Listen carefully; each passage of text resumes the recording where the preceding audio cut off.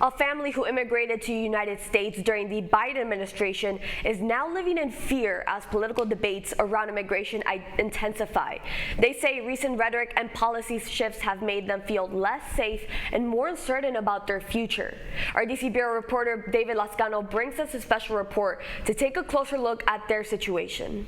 We're calling one of the family members, Maria, to protect her identity. She arrived from Venezuela with her family just before President Trump took office in January after crossing 7 countries and arriving in Chicago where they're currently staying. She described how her daily routines have seen drastic changes following the new immigration policies and massive deportations. No quisiera recordar todos esos momentos que han marcado nuestras vidas. I don't want to remember those moments that have marked our life.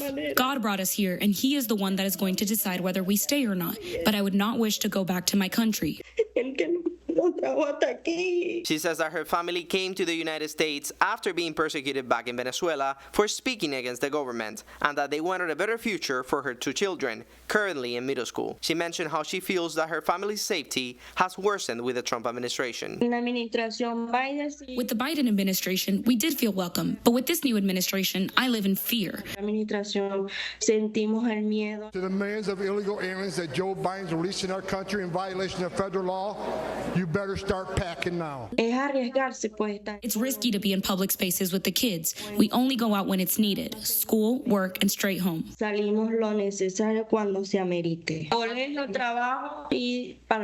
But sometimes, even mundane but essential activities like buying groceries or taking their kids to school have become a risk that Maria's family doesn't want to take. I'm really afraid of even taking them to school. I've seen news about members of ICE coming to the schools, and that worries us, that they would be waiting for us at school and take our children away.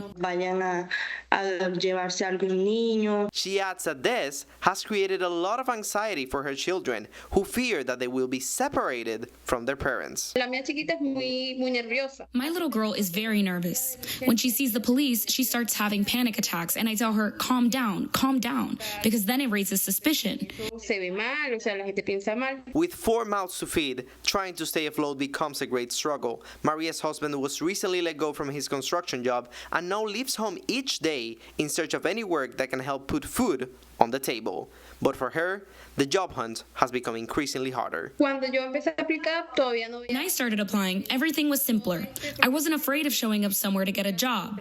Now I have to be more careful because if the people hiring you don't like you, they could just make a call to make immigration officials come get you.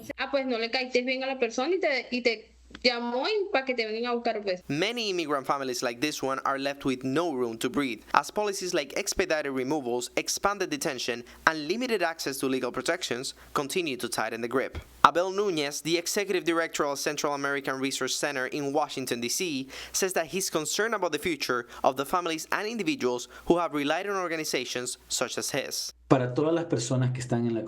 everyone who is in the same situation as Maria, it's better to be prepared and not be afraid. In other words, don't wait for something to happen to you. Get ready ahead of time. You can do this by seeking legal advice and understanding exactly where your case stands. But for these next 4 years under this administration, it's going to be extremely difficult.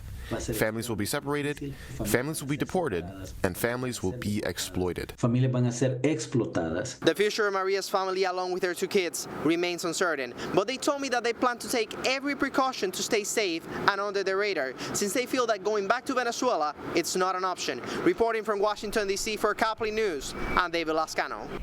A man was arrested after restraining an 11-year-old girl he thought was vandalizing his property.